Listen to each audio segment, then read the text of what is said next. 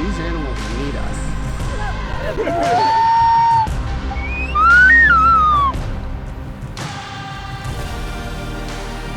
How important it is to protect this place.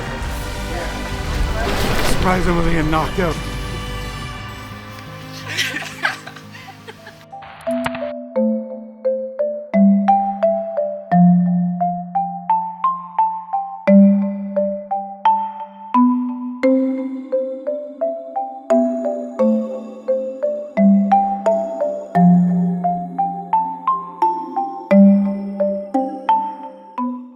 Here at Onça, it's been a really amazing experience. I've never dove into anything quite like this before, especially in an environment like this, in the Amazon, in Bolivia, such a remote place where people come to dedicate their lives to animals that have been through hardship, the pet trade, which is not a fun place to be. And these people are working in, day out, to make sure these animals can live a wild life again. I have a lot of respect for them. There's a lot of work that goes into this, cleaning up cages, prepping the food, the risk that's involved with working with wild animals as well. Capuchins, jaguars, ocelots. You have a whole bunch out here. And so for me, it's a great experience because now I can story tell. Now I have the ability to speak on behalf of the people that dedicate their lives to doing this type of work. It's not for everybody, but it gives you a great experience when you come here and a perspective on life. We have lost touch with what's important. So coming here, we're able to reconnect with nature in a way that we always should have been and should have never lost. It gives you the ability to work in a dynamic place where you are truly with wild animals in a very wild environment and seeing that process of what rewilding actually looks like and how much work actually goes into it. And so my hat's off to Onça and Andreas, who started this place years ago. The unfortunate thing is this place has grown.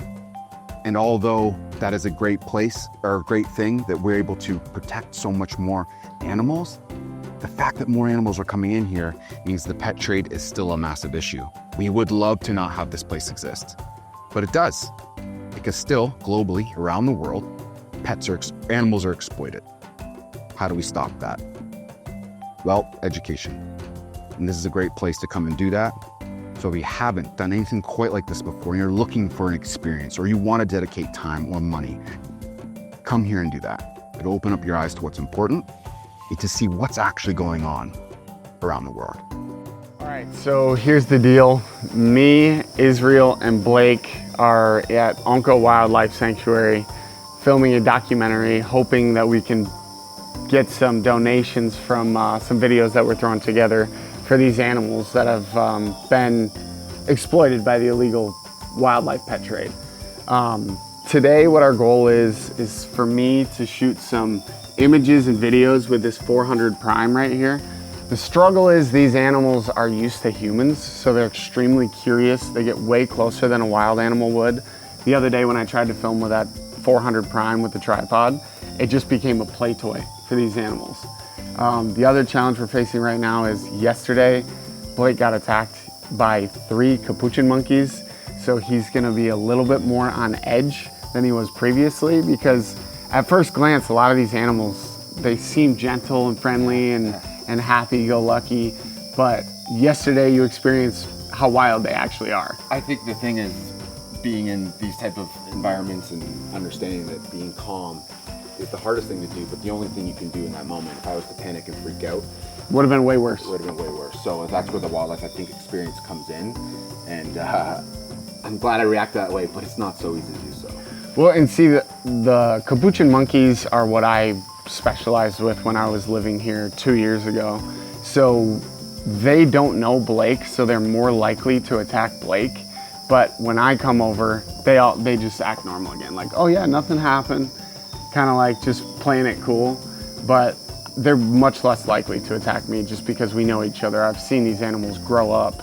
But Blake, his first introduction to these animals was, 8 days ago. So pretty fresh. But yeah, I guess let's get over there and start filming before the light gets bad. The people here are trying to dehabituate the males as much as possible, so I have to tell the males to stay off. Otherwise, it retracts all the work that these people have been doing. And this guy right here is a bit of a problem. He's Gollum. He's been the one that's the most invested in the camera this whole time and making it the most challenging for getting shots. And they're obsessed with the back screen here. So they're always looking into it. Almost looks like they're wanting to take pictures. It's pretty awesome. Who's this? Is this a male? Oh, female. Hi, come here. Let's hang out somewhere other than on the camera. What do you guys think? Hi. So you can see why it's almost impossible to get any shots while these guys are here. Humidity is screwing up my autofocus. So it's like, it just keeps shifting in and out of focus, especially because their fur is so black. It's just impossible to work with right now. Oh, there it is. All right, so at this place, there's only one kitchen, and sometimes there could be 20, 30 volunteers here at a time. So there's really not space for everyone to be cooking individually. So how it works is one person's assigned for each meal throughout the day, 1 or 2 people. I think it's usually 2 people for dinner. And you cook for everybody that's here. They're all out working with the animals right now. So we are in here chopping up some onions, trying to get some lunch going. You burn a lot of calories in this heat every day. So it's like super important for people to be actually eating. You can kind of tell in the people that are working here that they've lost a lot of weight just because of the amount of heat going on here. A lot of people are vegan as well. So they're not necessarily always getting the amount of nutrition that they need. Last time I was here, I wound up with a few different parasites. So I ended up losing 30 pounds and really didn't even realize it until I started getting sick. And then the doctor's like, you are extremely malnourished. So it's definitely something everyone's trying to stay on top of out here, trying to stay somewhat healthy. But I mean, people drop like flies all the time. People are getting salmonella, dengue, tapeworms, E. coli, giardia, you name it. There's just always something to get sick with out here, but it's pretty badass. A lot of these people, they don't make any money being here, and they bust ass every single day, and there's really no monetary benefit for them whatsoever other than just knowing that they're helping these animals, which is why I have so much respect for people that come here long term. It's hard work, but it's also rewarding. But I mean, time I was here, I got so sick I had to leave. The doctor's like, you need some serious medical help. So.